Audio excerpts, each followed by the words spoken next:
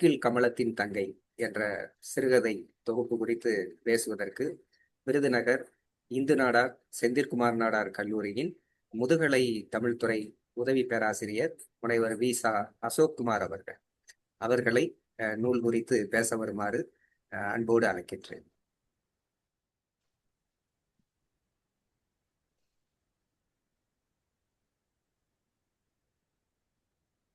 அனைவருக்கும் வணக்கம். இன்னொரு கேக்குதா?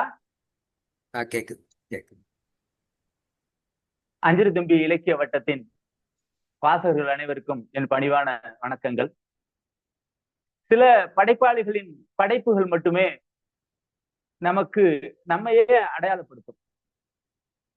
ஒரு நல்ல படம் அப்படின்னா நம்ம வாழ்க்கையில் நடந்த ஏதோ ஒரு சில சம்பவங்களை அந்த படத்துல பிரதிபலிக்கும் போது ஆஹா நல்லா இருக்குல்ல அப்படின்னு தோணும். அந்த மாதிரி எஸ்ரா அவர்களுடைய படைப்புகள், பெரும்பாலான படைப்புகள் படிப்பவர்களுடைய அந்த வாசகர்களுடைய மனதுல தோண வைக்கக்கூடிய கதைகள்.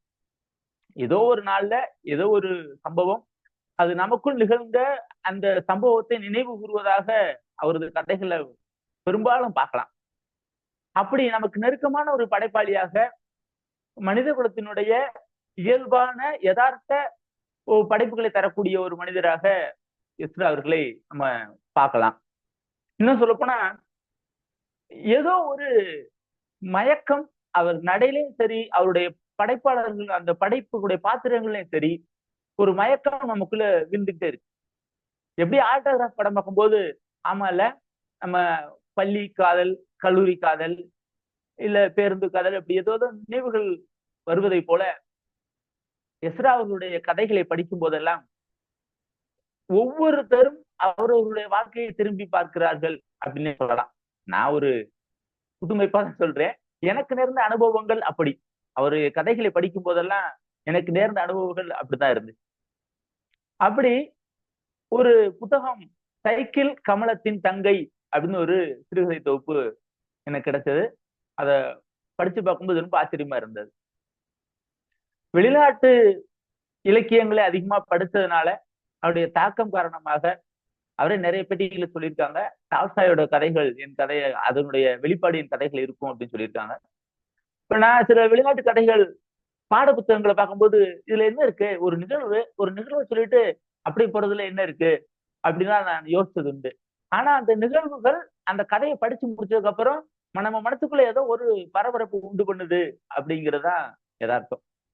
அப்படி நிறைய விஷயங்கள், நிறைய இதுக்கு முன்னாள் எழுத பூவாலகிரிசாமியோட கதைகளா இருக்கட்டும், புதுமைப்பித்தன் கதைகளா இருக்கும், ஒரு நிகழ்வு தான். அந்த நிகழ்வு என்ன சொல்ல போகுது அப்படின்னு பார்த்தா அதுல நடக்கிற ஒரு பாத்திரத்தினுடைய ஒரு சிறு தன்மை, இந்த தன்மையை அப்படியே வெளிக்காட்டிட்டு அந்த கதை நம்மளை அப்படியே நகர்த்திட்டு போயிடும். அந்த மாதிரி எனக்கு ஆச்சரியப்படுத்தின இந்த சிறுகதை தொகுப்பு சைக்கிள் கமலத்தின் தங்கை. அதுல இருந்து 20 கதைகள் இருக்கு. ஒரு 5-6 கதைகள் மட்டும் மிக நீண்ட கதைகள், 10க்கும் மேற்பட்ட பக்கங்களை கொண்ட கதைகள். இது எல்லா கதைகளுமே 15 கதைகளுமே 3/4 பக்கம், 1 பக்கம், 1.5 பக்கம், 2 பக்கம், அதை தாண்டவே இல்லை. எல்லாமே இந்த டால்ஸ்டாயோட கதைகளை படிக்கிற மாதிரி ஒரு நிகழ்வு, அந்த நிகழ்வு சார்ந்த ஒரு மன உந்துதல், அந்த உந்துதல் எப்படி நம்ம எல்லாருக்குள்ள ஏற்படுத்துது அப்படின்ற ஒரு செய்தி தான் ஆச்சரியமா இருந்தது. நம்ம வேகமா பஸ்ல போய்கிட்டு இருக்கிறோம், அப்ப பேருந்து நிறுத்தம் வருகிறது. ஒருத்தர் வேகமா பேருந்து பஸ்ஸை நோக்கி ஓடி வருகிறார். நம்ம படிக்கிட்ட பக்கத்துல உட்காந்துருக்கிறோம். அவர் ஏறிடுவாரா அவரே பார்த்துட்டு இருக்கோம். அவர் ஏறிட்டு ஒரு பேருந்துல அந்த முதல் படிக்கட்டுல ஏறினதுக்கப்புறம் நம்ம ஒரு முறை பார்ப்பா, நம்மளும் ஒரு சிரிப்போம். அவர் எதுக்கு பார்த்தாலும் நமக்கு தெரியாது, நம்ம ஏன் சிரிச்சோம்னு அவருக்கு ஒரு ஒரு ஆச்சரியமான விஷயம் தான். அப்படியான தெருவில் நடந்து போயிட்டு இருக்கிறோம். ஒரு நாய்க்குட்டி நம்ம பின்னாடியே வருது. அந்த நாய்க்குட்டிய நம்ம பார்க்கும்போதெல்லாம் அது நிற்கும், நம்ம நடக்கும்போது அதுவும் நடக்கும். இது என்ன மாதிரி உணர்வு சொல்லணும்? அந்த மாதிரி ஒரு சிறு சிறு வாழ்க்கை சம்பவங்கள், அந்த சம்பவங்கள் மூலமா நம்ம ஏதோ ஒரு ஒரு பிரச்சனைகளை மனதில் ஏற்படுத்த முடியும் அப்படிங்கிறது தான் இந்த சிறுகதை தொகுப்பு சைக்கிள் கமலத்தின் தங்கை அப்படின்ற தலைப்பில் இடம்பெற்ற இந்த நூல். 20 கதைகளை ஒரு சில கதைகளை மட்டும் உங்களோட பகிர்ந்துக்கலாம்னு நினைக்கிறேன். பாதி கோபம் அப்படின்னு ஒரு கதை, எல்லாரும் தெரிஞ்ச கதை தான். அதிகமா சினிமாக்கள்ல பார்க்கக்கூடிய ஒரு நிகழ்வு தான். இந்த கதையை நான் பாதி படிச்சுட்டு இருக்கும்போதே கொஞ்சம் கெஸ் பண்ணிட்டேன். சரிதான் நடக்க போகுது அப்படின்னு. ஆனாலும் அது கதை சொன்ன விதம் ஐயாவோட தனித்துவமான விதம் அப்படிங்கறதுனால படிக்க ரொம்ப விருப்பத்தோடு படிச்சேன். சித்துன்னு ஒரு பையன், அவனுக்கு பிறந்த நாள். அந்த பிறந்தநாள் கொண்டாட்டம் அந்த கதை ஆரம்பிக்கும் போதே எப்படி வருவார் இஸ்ரா அவர்கள் அப்படின்னா, நாங்கெல்லாம் பிறந்தநாள்லாம் யாரும் கொண்டாடினதே கிடையாது. இந்த பிறந்தநாள் கொண்டாட்டம் எப்ப ஆரம்பிச்சது அப்படின்னு ஒரு ஆச்சரியமான விஷயமா இருக்கு. எப்ப ஆரம்பிச்சது? இவ்வளவு தூரம் இப்ப எல்லா குழந்தைகளுமே கொண்டாது, இல்லாதவங்களும் இருக்கிறவங்களும் எல்லா குழந்தைகளுமே பிறந்தநாள் கொண்டாட ஆரம்பிச்சாங்களே. அந்த பிறந்தநாள் கொண்டாட்டத்துல அந்த சிறுவனுடைய அந்த பிறந்தநாள் கொண்டாடக்கூடிய பையனுடைய மனநிலை என்னவா இருக்கும்? இப்ப உள்ள பிள்ளைங்களுக்கு எதிர்பார்ப்பு அதிகம். அந்த காலத்துல எதிர்பார்ப்புலாம் இல்ல. ஏன்னா நான்லாம் எங்க அப்பா கூட போகும்போது ஒரு சீனி சேவு கிடைச்சா பெரிய விஷயமா பார்த்தேன். சீனி சேவு கொடுப்பாரு எங்க அப்பா அப்படின்னு நினைச்சிட்டே இருப்பேன். என்னைக்கா ஒரு நாள் வாங்கி தந்துருவாரு. அவ்வளவு ஆச்சரியமா இருக்கும். அவர் எவ்வளவு மெனக்கட்டான்னு எனக்கு தெரியல. அவர் எதை இழந்து எனக்கு சீனி சேவு வாங்கி கொடுத்தாருன்னு எனக்கு தெரியாது. அண்ணன் அதை பத்தி யோசிக்கிற திராணியில இல்ல. ஆனா இப்ப நான் நினைக்கிறேன், என்னுடைய பிள்ளைகளுக்கு வாங்கி கொடுக்கும்போது நினைக்கிறேன், ஏதோ ஒண்ணு இழந்து எங்க அப்பா எனக்கு சீனி சேவு வாங்கி கொடுத்தாரு. அந்த மாதிரிதான் இந்த கதையில வந்து பாதி கோபம் அப்படின்ற கதை. சித்துன்னு ஒரு கதாபாத்திரம், அவருடைய அம்மா மேகலா. இவங்களுக்கு பிறந்தநாள் வருது. 5ஆப்பு படிக்கிற மாணவன், பிறந்தநாள் வருது. அப்ப என்ன யோசிக்கிறான் அப்படின்னா, எனக்கு வந்து ஆங்கிரி பேர்டு கேக் வாங்கி எனக்கு பிறந்தநாள் கொண்டாடணும்னு அவனுக்கு ஆசை. ஆங்கிரி பேர்டு, சோட்டா பீம், இப்ப இருக்கிற நிறைய கங்கம்மா, சில கேரக்டர் எல்லாம் பார்த்தா ஆச்சரியமா தான் இருக்கு. மாணவர்கள் மத்தியில இருக்கிற அந்த பேரை நம்மளாலே சொல்ல முடியல, ஆனா பிள்ளைங்களால தெளிவா சொல்றாங்க. அந்த மாதிரி ஆங்கிரி பேர்டு கேக்கு வாங்கி வெட்டணும் அப்படின்னு ஆசை. அப்பாவும் என்ன பண்ணிட்டாருன்னா, ஒரு கடையில பேக்கரியில போய் கேக்கு ஆர்டர் பண்ணியாச்சு. பிறந்த நாள் நெருங்கிட்டு அதுக்கு முந்தின நாள் வாங்கிடலாம்னு வீட்டம்மா சொல்றாங்க. ஆனா அப்பா கேட்க மாட்டேங்காரு. நாளைக்கு வாங்கிக்கலாம் விடு அப்படின்றார். இந்த விஷயத்துல மெதுவா அப்படியே நறுக்குன்னு ஒரு குத்து குத்திடுவாரு அவர்கள். நான் அன்னைக்கு அப்பயே சொன்னேன், இங்க கேட்டீங்களா? நான் சொன்னது என்ன கேட்டீங்க? எப்பயுமே மனைவி சொல்றதை உடனே கேட்க கூடாதுன்ற ஒரு கணவனுடைய மனநிலையை அப்படி மெதுவா அப்படி குத்தி காமிச்சு போவார் கதைகள்ல. நிறைய சம்பவங்கள் அப்படி காமிச்சுட்டே போவார். சில விஷயங்கள் வந்து யதார்த்தம் அப்படிங்கிறது வந்து சில அந்த வார்த்தைகளால வந்து விழும். அப்படி பதிவு கொடுத்தாச்சு. அடுத்த நாள் வாங்கிக்கலாம் போயாச்சு. அடுத்த நாள் பார்த்தா அந்த கேக் ஷாப் பூட்டிருக்கு, பேக்கரி பூட்டிருக்கு. என்ன செய்ய தெரியல. என்னடா ரொம்ப போச்சு. சரி, பையன் ஏமாற்றத்தோட இருக்கிறான். அப்ப எனக்கு கேக் கிடைக்காதாப்பா, இருடா நீ ஸ்கூல் போயிட்டு வா, சாயந்தரம் போது கேக் வாங்கி வச்சிருப்பேன், அப்ப மதியமே வாங்கி வச்சிருக்கேன் சரியா அப்படின்னு சொல்றாரு. ஆனா கேக் இவன் ஊடல வந்து பாக்குறான், திறக்கல. பக்கத்துல போன் நம்பருக்காக அலைஞ்சி போன் நம்பர் எல்லாம் பாக்குறான், ஒன்னும் அமையல. அப்புறம் வீட்டம்மா பக்கத்துல என்ன செய்யறதுன்ற, அப்புறம் இந்த மாதிரி பொருட்கள் வாங்கி தர்றவங்க, ஹோட்டல்ல இருந்து பொருள் வாங்கி தர்றவங்க என்ன செய்வாங்க அப்படின்னா, நம்பர் வச்சிருப்பாங்கன்னு சொல்லி ஒருத்தவங்க மூலமா ஆர்டர் போடுறான், நம்பர் வரும் அப்படின்னு சொல்லி ஒருத்தவங்க மூலமா போன்ல தொடர்பு கொண்டு நம்பர் வாங்கிடுறாங்க. நம்பர் வாங்கி போன்ல பேசினா யாரும் எடுக்கல. என்னடா ரொம்ப போச்சு. அவன் முடிச்சு பண்ணிட்டே இருக்கான், திரும்ப திரும்ப தொடர்பு கிடைக்கவே இல்லை. அப்ப என்ன செய்யறது, சரி சமாதானப்படுத்திக்கிறான். வீட்டுக்கு போகும்போது ஒரு ஞாபகம் வருது. சரி என்ன செய்யலாம், வேற இடத்துல ஆர்டர் கொடுத்துருவோமா? ஆனா ரூபா கொடுத்தாச்சு, 640 கிட்ட கொடுத்தாச்சு. என்ன செய்யறதுன்னு தெரியல. இது ஒரு நடத்துற குடும்பம் தான். ஆனா பிள்ளை மேல பாசம், பிள்ளை ஏங்கிடக்கூடாது, எப்படியாவது அவனுக்கு நினைச்சா அந்த ஆங்கிரி பேர்டு கேக்கு வாங்கி கொடுத்துடணும் அப்படின்ற எண்ணம் அப்பாவோட மனதுல இருக்கு. அப்ப என்ன செய்யலாம் அப்படின்னு இருக்கும்போது, அப்ப வேற கடையில போய் பாக்குறான். ஒரு பெரிய கடை, ஃபேமஸான கடை, நிறைய பிரான்ச் இருக்கிற ஒரு பேக்கரி, ஊருக்குள்ள இருக்கிற நல்ல ஒரு பெரிய பேக்கரி. அங்க போய் பாக்குறான், அங்க நிறைய கேக் இருக்கு. ஆனா இவன் நினைக்கிற ஆங்கிரி பேர்டு கேக் இல்ல. ஆனா ஒரு நாள் ஆகும் கொடுத்தா அப்படின்றான். என்னடா ரொம்ப போச்சு, இன்னைக்கு சாயந்தரம் வெட்டுன்னு சொல்லியாச்சு, என்ன செய்யறதுன்னு தெரியல. சரின்னு ஒரு முயல் கேக்கு அங்க இருக்கு, அதை வாங்கிக்கிறான். சரி முயல் ஒரு மாதிரினா பையனுக்கு பிடிக்குமே, இதை வாங்கிக்கிறோம் சொல்லி முயல் கேக்கு வாங்கிடுறான். இதே நேரத்துல வீட்டுக்கு போனா அவளுடைய அம்மா, சித்துவோட அம்மா, அவங்களும் ஒரு கேக் ஆர்டர் பண்ணி பையன் ஏமாத்தரக்கூடாது அப்படின்னு சொல்லி ஒரு கேக் ஆர்டர் வாங்கி தர்றாங்க. 2 பேருக்கும் வாக்குவாதம் நடக்குது. எப்பயும் கூட நடக்கிறதா பாச போராட்டத்தோட விளைவு, பாசத்தோட அடையாளம் வச்சுக்கலாம். பையன் ஏமாத்தரக்கூடாது அப்படிங்கறத அம்மாவும் அப்பாவும் போட்டி போட்டு என்ன மெனக்கடல் எடுத்தாங்க அப்படின்னு கதையில பதிவு பண்ணுவார். இப்ப பையன் வந்துருவான். முயல் கேட்கணுன்னே அவனுக்கு வருத்தமா போகும். என்ன போ, ஆங்கிரி பேர்டு இல்லையா, போப்பா அப்படிம்பியான். சரி என்னதான் செய்யறது, அட்ஜஸ்ட் பண்ணிக்கோடா அப்படின்னு ஒரு வழியா சமாளிச்சு முடிச்சிருவாங்க. அடுத்த நாள் காலையில அந்த கேக் ஷாப்போட சற்று பாதி திறந்திருக்கும். இவரு இவனுக்கு ஒரு இப்ப மனைவி பையனோட வந்துட்டு இருப்பார். நீ வெளியே நில்லு அப்படின்னு சொல்லிட்டு மனைவியையும் மகனையும் நிக்க வச்சுட்டு உள்ள போவார்.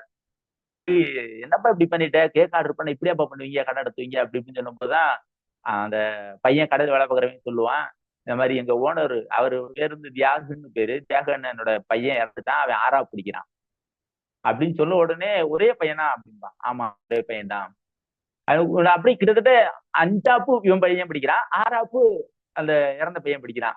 அந்த மனநிலை பதிவு அப்படியே கொண்டு வருவார். கொண்டு வந்துட்டு வருத்தத்தோட இல்ல இந்த கேக் கொண்டு போங்கன்னு பையன் கொடுப்பான். இல்லப்பா பரவாயில்ல நாங்க கேக் வெட்டிட்டோம் அப்படின்னு. இல்ல பரவாயில்ல கொண்டு போங்க அப்படின்னு காசையும் கொடுப்பான். இல்லப்பா கேக் கொடுத்துட்டு அப்புறம் எது காசு இல்ல எங்க ஓனர் வந்து கோச்சுக்குவாரு, அது என்ன நல்லா இருக்காது அப்படின்னு சொல்லிட்டு, ஏன்னா நாங்க டயத்தை கொடுக்கல, ஒரு நாள் லேட் பண்ணிட்டோம், அது எங்க தப்பு தான், அதனால அது இந்த அளவுக்கு கேக் வீணாயிரும், கொண்டு போங்கன்னு கேக்கையும் கொடுத்து பணமும் கொடுத்தான். வெளியே வந்து மனைவிட்ட சொல்றான். மனைவி வேகமா யாரு என்னாச்சு இந்த மாதிரி அந்த பையன் அவங்க பையன் இறந்துட்டானா அப்படின்னு சொன்ன உடனே ஒரே பையனா ஆமா அதே கேக்குதுன்னு கேக்குறா. அவன் பேர் என்னன்னு கேக்குறா. அப்ப சக மனிதன்னா அவனுக்கு தெரியல, ஆனா அதுக்கும் சொல்லி சமாளிச்சு வைக்கிறான். சமாளிச்சு கிளம்பி போயிடுறாங்க. ஆனா அவனுக்குள்ள ஒரு குற்ற உணர்வு வந்துட்டே இருக்கு. சார் ஆமா பேர் கூட கேட்கல, கேட்டு ஒரு ஆறுதல் சொல்லியிருக்கலாம்ல. ஒரு பையன் மொபைலோட பையன் இறந்துட்டான்னு சொல்றான் வேலைக்காரன், ஒரு ஆறுதல் சொல்லியிருக்கலாம்ல, அது கூட நம்ம சொல்லவே இல்லையே. இப்படிதான் இந்த மனித சமூகம் போய்கிட்டு இருக்கு அப்படிங்கிறத ரொம்ப அழகா இந்த கதையில எடுத்து சொல்லியிருப்பாரு. அந்த குற்ற உணர்வோட அவர் சைக்கிள் எடுத்ததா வண்டி எடுத்ததா அப்படி கதையை முடிச்சிருப்பாரு. அடுத்த ஒரு கதை பாத்தீங்கன்னா வெண்ணுரைன்னு ஒரு கதை. இப்ப 2 கதைகள்லயுமே அப்பா மகன் அந்த உறவு நிலை, அதே மாதிரி அப்பா மகள் என்ற உறவு நிலை, இந்த 2 கதை ரொம்ப அழகா வந்து முன்னிலைப்படுத்தியிருக்கும். வெண்ணுரை அப்படின்ற ஒரு கதை, அதுல ரோஹிணி ஒரு கதாபாத்திரம். ரோஹிணி என்ன செய்வா அப்படின்னா சின்ன பிள்ளைல இருந்து அப்பா மேல பாசமா இருப்பா. திருமணம் முடிஞ்சிடும், அதுக்கப்புறம் பிரிஞ்சு வந்துடுறா. அப்பாவுக்கு 72 வயசு ஆகுது. இப்ப 72 வயசுல அவருடைய மனைவி இறந்துறா, அதாவது அம்மா ரோஹிணியோட அம்மா இறந்துறா. அப்ப ரோஹிணி சொல்லுவாங்க, வாப்பா ஏன் இங்க இருக்க, வா என் கூட வந்துரு, தனியா இருக்கணும் அப்படின்றா. சரி வா அம்மா இங்க மகளோட வீட்டுக்கு போயிடுறார். அவன் ஒவ்வொரு நாளும் அவரு சிரிக்கவே மாட்டேங்கார். அவருடைய எண்ணங்கள், அவருடைய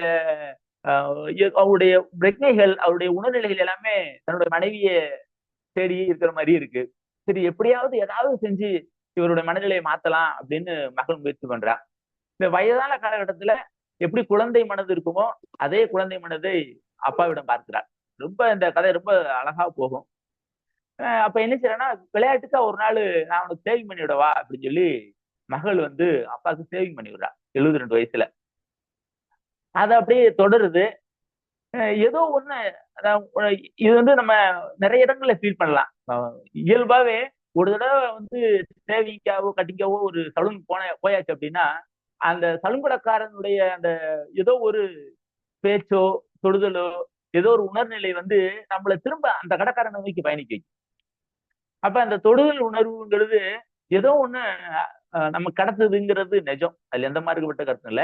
இந்த கடத்தலை ரோஹிணி உணர்களால் அது தந்தையும் உணர்கிறார். ரொம்ப காலமா இப்ப இயல்பா டெய்லி அவர் வந்து ஒரு அரசு ஊழியர் இருந்ததுனால தினமும் சேவ் பண்ணிக்குவார். அப்ப தினமும் காலையில வேலை எல்லாம் முடிச்சுட்டு பால்கனியில போய் ஒரு மர நாட்கள் எடுத்து உட்காருவார். அப்பா தயாராயிட்டாருன்னு இவளுக்கு புரியும், போய் சேவ் பண்ணி விட்டுருவா. இதுதான் நடக்கூடிய தினமும் நடக்கிற நிகழ்வு. ஒரு இடத்துல உடம்பு சரியில்லாம போயிடும் அப்பாவுக்கு. கிட்டத்தட்ட ஐசியூலயே 5-6 நாள் இருந்துட்டு கஷ்டப்பட்டு வருவார். அதுக்கப்புறம் அவரோட மனநிலையில ஒரு மாற்றம் இருக்கும். அடுத்த கிட்ட ரொம்ப சேவ் பண்ண வேண்டாம் விடு அப்படின்பார். இல்லப்பா நான் சேவ் பண்றேன்பா, இல்ல வேணாம் அப்படின்னு கராரா சொன்ன உடனே ஏன் அப்பா இப்படி சொல்றாரு அப்படின்னு அவளால புரிஞ்சுக்கவே முடியாது. இப்ப கொஞ்ச நாள் வந்து அவர் சேவிங்கே பண்ணாம அப்படியே இருப்பார். அவருடைய மனநிலை என்ன யோசிக்குதுன்னு இவளால புரிஞ்சுக்க முடியல. ஏன் அப்பா இப்படி இருக்காரு, ஏன் சேவ் பண்ண வேணாம்னு சொல்லிட்டாரு. இப்ப என்ன செய்யறது நம்ம. ஒரு வாரம் 10 நாள் ஆகுது, நல்லா தாடி வளர்ந்துருச்சு. இவளுக்கு வந்து அந்த முகத்தை பார்க்கவே சகிக்கல. எல்லா மகளுக்குமே அப்பா முதல் கதாநாயகன், எல்லா மகன்களுக்குமே அப்பாதான் முதல் கதாநாயகன், அந்த மாதிரிதான் ஒரு உணர்வு நிலை இருக்கும் தெரியும் நமக்கே. அப்ப என்ன செய்யறது தெரியல. ஒரு கட்டத்துல வந்து ஆஸ்பத்திரி போவோம் ஏதோ ஒரு நிலை. இல்லப்பா எனக்கு நீ சேவிங் பண்ணி விடுன்னு அப்பாவே சொல்றாரு. ஆச்சரியமா இருக்கு. அது சேவிங் பண்ணிடுறா. ஆஸ்பத்திரிக்கு போறாங்க. அங்கிருந்து போன் வருது, அப்பா இறந்துட்டாருன்னு. அப்ப வீட்டுக்காரர் போன் பண்ண உடனே ரோஹிணி சொல்றா எனக்கு தெரியும், அது அவரு இறப்புக்கு தயாராயிட்டான்னு உணர்ந்தேன் நானு, அந்த தொடுதலை நான் உணர்ந்தேன் அப்படின்னு அவ சொல்லிடுறா. இந்த ஒரு தொடுதல் உணர்வுங்கிறது எவ்வளவு பெரிய விஷயத்த உணர்வுகளை பகிர்ந்து கொள்ளுது அப்படிங்கிற அந்த கதை வந்து ரொம்ப அழகா பேசப்பட்டிருக்கும். வெண்ணுரை அப்படின்னு தலைப்பு சொல்லுவா. தலைப்பு ரொம்ப பொருத்தமா இருக்கும். அது மாதிரி இன்னொரு கதை. இப்ப மனிதர்களுக்குள்ள மனம் எப்படிப்பட்ட மனமா இருக்கு அப்படின்னா, நம்ம எதை கிடைக்கலையோ அதை இயங்குகிற மனசா இருக்கு. எது கிடைச்சாலும் சரி, அது அந்த கிடைச்சதை வச்சு மகிழ்ச்சி அடைகிறையோ இல்ல வாழ்க்கையை ஏத்துக்கிற பக்குவம் மனிதர்களுக்கு இல்ல அப்படிங்கறத நிதர்சனமான உண்மை. இந்த விஷயங்களை வந்து வஸ்திரம்னு ஒரு கதை பேசு. என்னன்னா, கை விரல்கள் எல்லாம் அழுகி போன குஷ்டரோகியாக இருக்கிற ஒரு பிச்சைக்காரன். அவனுக்கு என்னன்னா, ஒரு நல்ல உடம்ப தொடணும், ஒரு பெண் உடம்ப தொடணும் அப்படின்னு ஒரு ஆசை. இவன் வந்து உடல்நிலை சரியில்லை, உடம்பு சரியில்லை, மோசமான நிலையில இருக்கிறான். அப்ப என்ன ரொம்ப அழகா அந்த பிச்சைக்காரனுக்கு வந்து ஒரு ஒரு பெண் உடலை, அழகான பெண் உடலை தொடரும்னு ஆசை. இவனு ஆனா அது சாத்தியம் கிடையாதுன்னு தெரியும். யாருமே குஷ்டரோகியை விரும்ப மாட்டாங்கன்னு தெரியும். ஒரு அந்த தெருவிலேயே ஒரு பரத்தை இருக்கிறாள், அதிகமான ஆண்களோடு பழக்கப்பட்டவள். இப்ப கிட்ட ஆனா ஒரு ஆசை போய்கிட்டு கூட வந்து என்ன பாக்குறான் அப்படின்னா, ஒரு வெண்மையான ஒரு மெல்லிதான ஒரு ஆடை கீழே கிடக்கிறத பார்த்து அவ்வளவுதான் வச்சுக்கோங்க. அந்த ஆடை பார்த்து நமக்கு ரொம்ப பிடிச்சு போகுது. நல்லா இருக்கே, பேசாம இவன் நான் ஆசைப்பட்ட அந்த பரத்தைக்கு நான் பரிசு கொடுக்கலாமே நினைச்சு அவள் வீட்டு பரத்தை வீட்டு வாசல்ல அந்த சாலை வச்சுட்டு இவன் வந்துடுறான்.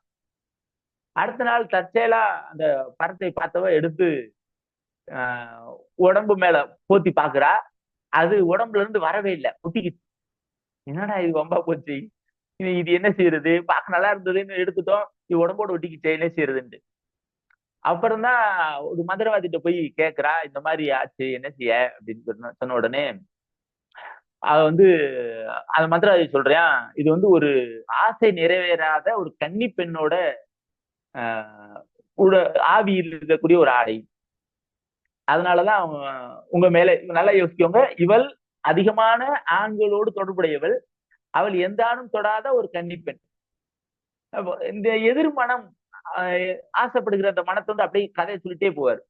இப்ப என்ன செய்யலாம் அப்படின்னு உடனே, அவள் உடல் ஆசை அவளுக்கு இருக்கு, நீ அசிங்கமான உடல் இருக்கிற ஒருத்தன் நீ உறவு வச்சுக்கிட்டேன்னா அவன் வந்து அந்த ஆவி போயிடும், அந்த உடையை எடுத்துடலாம் அப்படின்னு என்ன இருக்கும். அப்ப யார தேடுறது, அசிங்கமான ஒருத்தன், ஒரு அயர்வுபடுகிற ஒரு உடலோட ஒருத்தன் வேணும். அப்ப என்ன செய்யறதுன்னு உடனே அவருடைய துணைக்கு இருக்கிறவெல்லாம் பார்ப்பாங்க. சரி, இந்த பிச்சைக்காரனையே கூட்டுருவாங்க.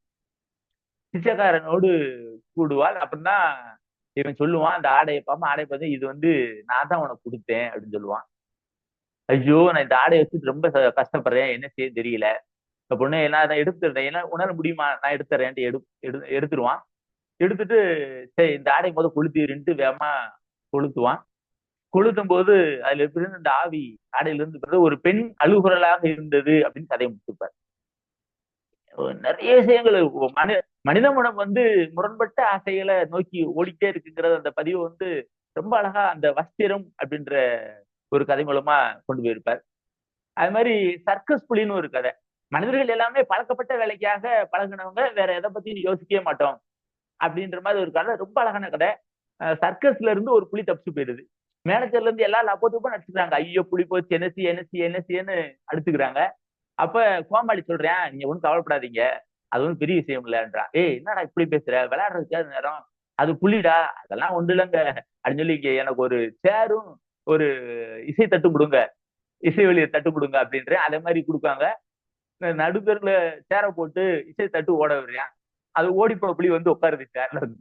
அது சர்க்கஸ் புலி பழகிருச்சு, இது எப்பயும் உள்ள புலி இல்லைங்க, சர்க்கஸ் புலி இப்படிதான் இருக்கும் அப்படின்னு கதையை முடிச்சிருவார். ஒரு சிறு நிகழ்வு தான், ஆனா இந்த சர்க்கஸ் புலிங்கிறது சர்க்கஸ் புலியா அவர் சொல்லல, அது படிக்கிற நமக்கு புரியுது.